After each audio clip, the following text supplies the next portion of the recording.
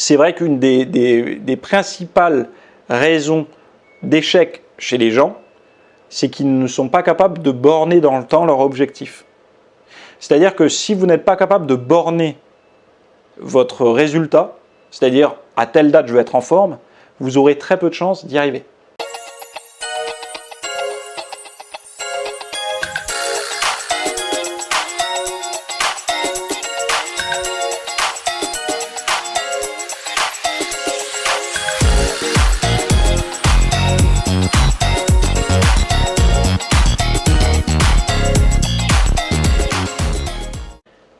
Allez, c'est parti pour la nouvelle vidéo du jeudi. Donc la question du jour, c'est paraître musclé.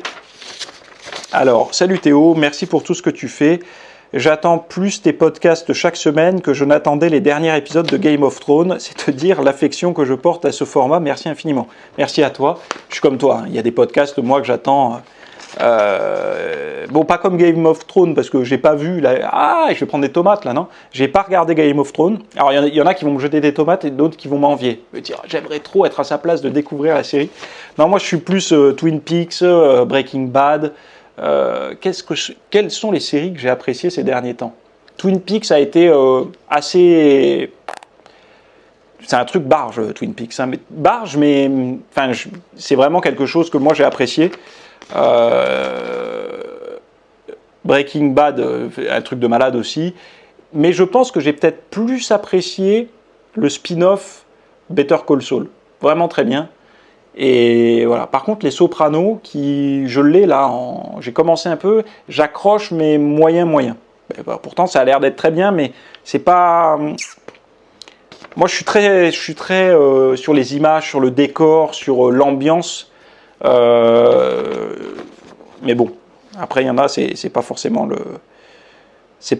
les mêmes critères qui vont matcher chez eux. Et puis j'ai du mal avec le monde mystico, antique, fantastique, machin, médiéval, fantastique, je crois qu'on dit ça comme ça. Fantastique, médiéval, je sais plus, bref. Peut-être qu'un jour je m'y mettrai. Bref, en tout cas, ma question porte sur les transformations physiques des acteurs, notamment pour les Marvel, etc. Je sais que tu es fan de super-héros, moi aussi. Alors, fan de super-héros, fan, non. J'ai des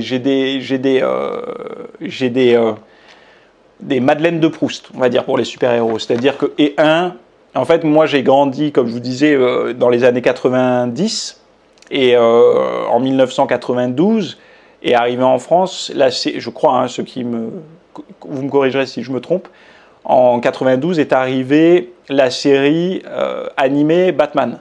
Vous saviez, où dans le générique, on le voyait, il y avait la Batmobile, il était sur un immeuble, il se battait avec des gars, et la doublure française était excellente, les histoires étaient excellentes, enfin, rien à voir avec les dessins animés d'aujourd'hui. Il y avait des vraies enquêtes et tout, et moi, Batman, ce Batman-là de mon enfance, pas celui des films et tout que j'ai jamais vu, d'ailleurs, des vieux films, enfin, je les ai vus une fois adulte, mais gosses, je les ai pas vus. Moi, c'était ça pour moi, c'était pas Hulk, Marvel et tout, j'ai jamais été trop attiré par les Marvel quand j'étais gosse. J'aimais beaucoup la série animée Batman par contre. Donc voilà, moi c'est surtout ça ma Madeleine de Proust. Et Tintin, au-delà de tout, Tintin, on voulait tous être Tintin à l'époque. Hein. C'était pour explorer le monde, les enquêtes, les histoires pas possibles, etc. Bref. Donc hier, l'acteur Chris Hemsworth, donc celui qui joue Thor, a posté sur Instagram une photo du tournage du prochain Thor. Il est tout simplement monstrueux. C'est vrai que j'ai vu des photos de lui, il y a de la viande. Le bonhomme, ça fait de la bonne pub pour son application Center, je crois que ça s'appelle son truc. Je crois que c'est ça. Je voudrais savoir, je crois que c'est ça, je dis une connerie, ça se trouve. Je voudrais savoir quel est leur secret. Y a-t-il un moyen de réussir le même genre de transformation? Merci. PS, je sors de ton atelier cuisine, le classique poulet brocoli version 2.0 sur ton site. Merci de m'avoir fait kiffer les brocolis. Donc super, je suis content. Alors la question, je voudrais savoir quel est leur secret et y a-t-il un moyen de réussir le même genre de transformation? Ben, tu sais, moi je suis assez modéré par rapport à leur physique et tout ça, parce que Tu sais, moi, je suis beaucoup plus fan des classiques type James Bond, La mort aux trousses. Alors, les vieux James Bond et tout ça, je les ai tous. J'ai même les bouquins, les vieux bouquins et tout ça. J'aime mieux cette ambiance-là. J'aime bien le tournant que ça a amené dans la littérature et tout ça. Enfin, dans ces romans de gare, il faut dire ce que c'est. C'est pas de la grande littérature, attention. Mais, et des films également. J'adore ce genre de choses. Pour moi, le côté héroïque se base plus là-dessus que sur les Marvel. Alors les Marvel, effectivement, comme tout le monde, je les ai vus, hein, les Thor, les machins et tout ça, mais c'est pas quelque chose qui me met de... Et je sais que pour vous, si, c'est pour ça que des fois je mets des images et tout, parce que je sais que pour vous, ça vous parle plus. Moi, je suis moins... Enfin bon, bref. Mais par contre, ce qui est vrai, c'est que je vois que beaucoup de personnes voient les physiques qui explosent, qui deviennent très musclés, puis machin, après, ça va très vite et tout. Hugh Jackman.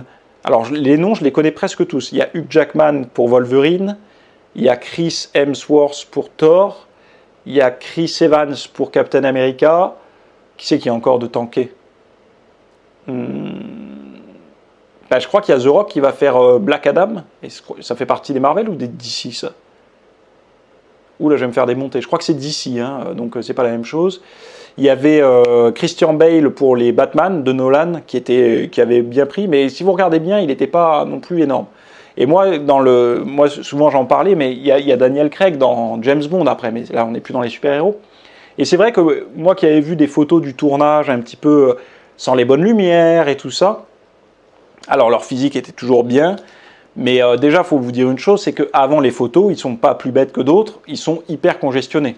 Regarde, il y avait Henry Cavill aussi pour Superman. On le voyait avant le tournage aux élastiques et tout, ils se font gonfler à mort pour faire des films. Et d'ailleurs, je vous recommande, si vous voulez voir un mec hyper affûté, hein, mais vraiment le mec, à son âge, pareil, tout le monde signe. C'est Frank Grillo, je ne sais pas comment on prononce, dans le film qui est sur Prime, là, sur Amazon Prime, qui s'appelle Boss Level, que j'ai regardé il y a quelques semaines. Pas mal. Bon film d'action, premier degré, voilà. Bon film d'action, vous n'avez pas besoin d'aller chercher enfin voilà. Enfin, plutôt second degré que premier degré d'ailleurs. Et le mec est déchiré, je crois qu'il a 52 ou 54 ans, il est affûté, mais bon, voilà, ils se mettent il y a les lumières, il y a tout ça, les lumières, attention, la lumière n'est jamais cheatée, la lumière ne fait que révéler la réalité, mais on met tous les atouts en valeur, voilà.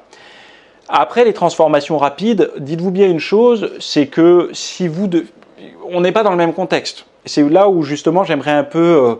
remettre de l'eau dans le vin des gens qui 100% dopés, machin et tout ça. Et les mecs, ils ont accès aux meilleurs médecins, aux meilleures hormones. Comme regarde Stallone, il s'est fait choper avec son hormone de croissance. Hein. Déjà, enfin voilà. Ce qu'il faut vous dire, c'est qu'ils n'arrivent pas avec les mêmes motivations que vous. Vous, votre motivation pour être en forme, c'est votre désir d'avoir un reflet satisfaisant. Ou peut-être séduire, ou peut-être, je ne sais pas, voilà. Mais si vous êtes dans une dimension esthétique, ça va s'arrêter là. Eux, c'est un cachet de 5 millions de dollars à la clé. Donc demain, je te dis, cher ami, tu as 3 mois pour avoir le meilleur physique de ta vie, et à la clé, c'est 5 millions de dollars. Est-ce que tu penses avoir la même motivation à te mettre à la diète, à calmer les drogues, l'alcool, toutes les conneries, et à t'entraîner intensément, si tu sais qu'à la clé, tu as 5 millions ou tu n'as rien? Donc déjà, il ne faut pas exclure ça. Et souvent, les gens, ils tombent dans le côté les médecins, les hormones, les thérapies, mon cul, je sais pas quoi. Non, l'enjeu n'est pas le même. Donc forcément, la rapidité de leur transformation déjà, sachez une chose, c'est que je vous le répète souvent dans mes formations sur mon site, pour ceux qui ne sont pas VIP, venez me voir en VIP, ça vous coûte le prix d'un bon magazine, sauf que là, ce n'est pas un magazine, c'est un Netflix version fitness. Vous avez plus de 300 contenus. Si vous aimez ce que je raconte dans les petites vidéos simples comme ça, vous ne serez vraiment pas déçus dans les trucs payants, avec un travail poussé derrière et tout ça. Bref, donc ce que je disais, j'en parle souvent, mais c'est vrai qu'une des principales raisons d'échec chez les gens, c'est qu'ils ne sont pas capables de borner dans le temps leur objectif. C'est-à-dire que si vous n'êtes pas capable de borner votre résultat, c'est-à-dire à telle date je vais être en forme, vous aurez très peu de chances d'y arriver. Pourquoi? Parce que vous aurez toujours une bonne raison de procrastiner ou de dire j'ai pas été super intense aujourd'hui, je le serai demain. Une personne qui a borné dans le temps sa progression, donc il se dit dans 3 mois j'ai un tournage qui démarre, les premières scènes torse nu où je dois être en forme démarrent dans 3 mois, si je conviens pour ça, c'est 5 millions qui m'attendent, donc la personne a borné, il a 3 mois. Si on borne pas, et vous verrez que souvent, les gens des fois on a des bornes qui s'installent automatiquement, même dans d'autres domaines que le physique. Hein. Et vous voyez qu'il y a ceux qui vont s'y mettre tout de suite et ceux qui vont attendre le dernier moment, mais dans tous les cas, le fait que ce soit borné va induire à un moment donné soit une charge énorme de travail éclatée sur la longue durée, jusqu'à la date butoir, soit une charge de travail condensée sur les dernières semaines avant la date butoir. Ça varie en fonction des gens, on voit pour les examens et tout ça, des gens qui révisent tout au long et qui veulent être plutôt peinards et ceux qui vont compenser en se mettant en isolement pendant les 3 semaines avant l'examen. Bref, leur physique, ils n'ont pas de secret plus que ce que tu peux percevoir dans le monde normal, donc hors artistique, hors star. C'est-à-dire que du dopage, il y en aura, et il n'y en aura pas. Et forcément, il y a aussi des acteurs qui refuseront le dopage. Hein. C'est pas acteur égale dopage. Il faut voir également la philosophie du pays, des mentalités. Il y a des mentalités aux États-Unis. Comment dire, ce que nous aujourd'hui on voit comme du dopage pur, attention c'est le démon, il se dope, chez eux ce sont des thérapies de remplacement, ce sont des choses qui sont où on n'est pas dans le dopage pour eux quoi. Donc du coup au niveau mental c'est pas la même chose. Et puis il y a cette culture de la jeunesse et vous savez quand vous allez imaginez que là-bas vous allez devant un médecin qui vous dit oh là là vos hormones sont basses, c'est pas bon pour votre santé, il faut prendre ce traitement. En France si vous allez voir un médecin et que le médecin vous dit attention, vous avez, je sais pas moi, trop de cholestérol ou trop de machin, vous prenez un Français moyen, vous lui dites qu'il a une pathologie, le médecin lui dit il faut prendre ce traitement, la personne va le faire.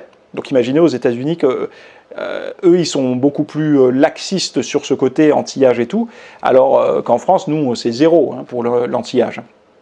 Donc l'anti-âge étant toutes les thérapies hormonales et tout. Bref, donc ils ont plus facilement accès à ça.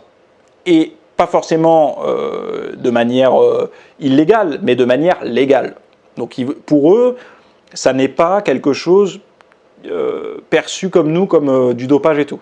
Alors il y en a certainement qui utilisent ça de manière illégale, je ne dis pas. Mais voilà, ils n'ont pas la même façon de voir les choses que nous. Contrainte de temps, ils ne l'ont pas. Enfin, ils l'ont pas. Si, ils l'ont, ce que nous, on n'a pas. Donc eux, ils ont une contrainte de temps.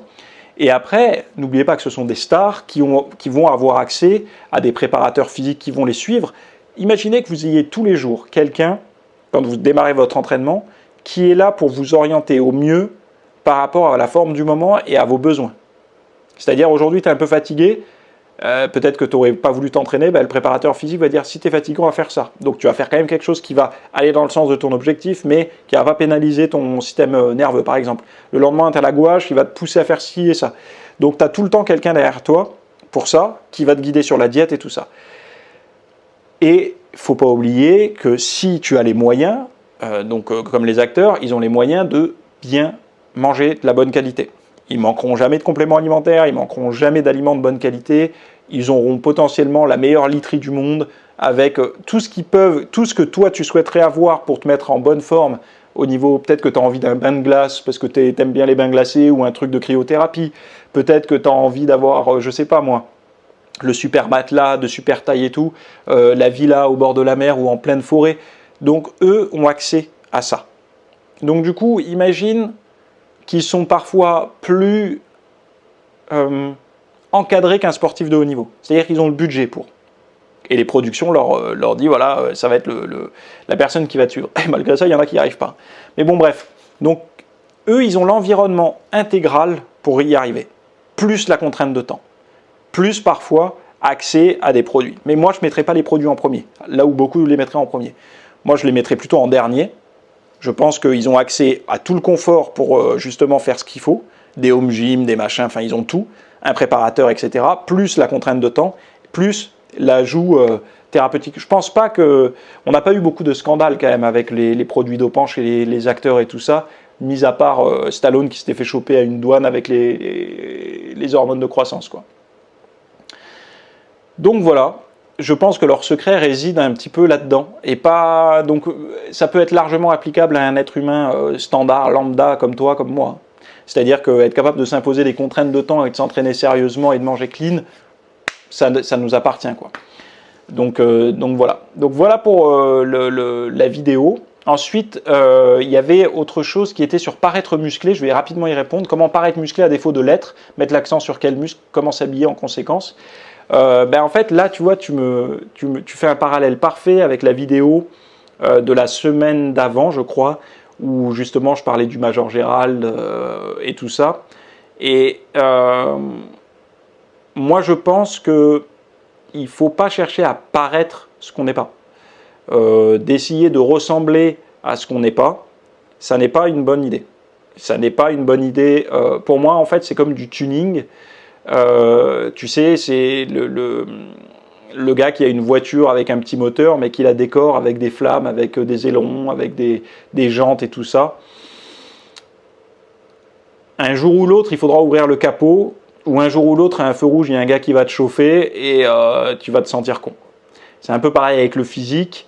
Si tu cherches à tricher artificiellement sur l'image que tu vas renvoyer de toi, le jour où tu vas tomber le t-shirt au bord de la piscine, tu vas choquer les autres, parce que les autres vont penser que tu as un super physique, et quand tu vas enlever le t-shirt, ils vont se dire « mais c'est quoi cette escroquerie ?» Et pareil aux yeux de ta nana, ou aux yeux de ton mec si tu es une nana. Donc, vous savez, de chercher à tricher, c'est pas une bonne technique. Donc, paraître musclé à défaut de l'être, mettre l'accent sur quel muscle, comment s'habiller en conséquence. Non, mais il n'y a pas à mettre l'accent sur quel muscle ou quoi, c'est savoir à quoi toi tu veux ressembler. Si tu veux avoir plutôt une allure mannequin, tu vas pas t'amuser à développer des cuisses énormes, un gainage de malade hyper épais, une taille hyper épaisse et tout. Tu veux chercher à avoir une ligne mannequin, tu vas plutôt te concentrer sur une sangle abdominale hyper sèche, hyper dense. Des épaules, il faut quand même avoir des épaules un peu galbées au niveau du faisceau latéral, parce que pour te justement affiner cette taille et créer un petit peu de largeur en haut, travailler un peu tes bras, etc. Mais bon, il faut savoir vers quoi tu veux aller. Si tu veux aller vers un physique de bodybuilder, c'est pas la même chose. Si tu veux aller vers un physique mannequin, c'est pas la même chose. Donc, il y a vraiment ce côté où paraître musclé, mais par rapport à quoi en fait? Parce que la musculature, il y a des gens, tu vas les voir, ils vont être à 25% de graisse, mais ils vont paraître musclés pour le commun des mortels parce qu'ils font un peu de muscu, donc leur cage est un peu bombée, ils ont les bras qui remplissent la manche du t-shirt, mais il n'y a pas une seule veine, il n'y a pas une seule strie, mais ils font puissant pour les gens, ils renvoient une image musclée. Si c'est ça, c'est pas la même chose que tu veux paraître musclé, mais veineux, strié, dense et tout ça. Donc il n'y a pas... De toute façon, globalement, tu auras peu de chances de mettre en avant une masse musculaire avec des vêtements hyper larges. Parce que, je l'expliquais, mais c'est vrai que les vêtements suivent les courbes du corps. Et si tu as des trucs hyper amples, tu verras que, regarde, un t-shirt large, quand tu mets un t-shirt très large, qui nage au niveau des manches et tout, la seule chose qui va montrer que tu es un peu musclé, c'est parce que le t-shirt est plaqué au niveau des épaules. Tu vois, forcément, il suit la courbe des épaules. Donc, si tu as un peu d'épaule, ça va se voir. Un peu de trapèze, ça va se voir. Mais après, si tu n'as pas beaucoup de pecs, ça va nager. Si tu n'as pas beaucoup de bras, ça va nager. Donc, du coup, tu pourras jouer que sur le côté charpenté qu'au niveau où le t-shirt est posé. Donc, trapèze, épaule. Si tu n'as pas d'épaule et pas de trapèze, tu ne paraîtras pas musclé. Donc, du coup, il va falloir chercher à mettre tes atouts en valeur. Quel est le muscle sur ton corps qui peut montrer que tu es musclé? Eh ben, il faut chercher à le mettre en valeur, quoi, tout simplement. Si tu as des gros bras, tu mets des t-shirts qui sont plutôt cintrés. Si tu as des gros pecs, tu mets des t-shirts plutôt cintrés aussi pour essayer de... Mais bon, après, je vais dire que si tu t'habilles correctement, c'est-à-dire que correctement, c'est pas n'importe comment, tu es censé avoir des vêtements à ta taille, et des vêtements à ta taille sont censés révéler au moins en partie la nature de ton physique. Mais... moi, là où j'ai un problème, c'est comment paraître musclé à défaut de l'être. Je trouve que c'est pas une bonne idée. Je te le dis honnêtement. On tombe dans le tuning du corps. À défaut de l'être, je ne pense pas. Si tu t'entraînes un peu, que tu m'enchaînements à ton niveau, tu peux l'être, musclé. Et mieux vaut rester sur quelque chose de plus modeste, mais montrer la vérité, que d'artificiellement montrer ce qui est faux, quoi. Parce qu'on en voit beaucoup qui font ça.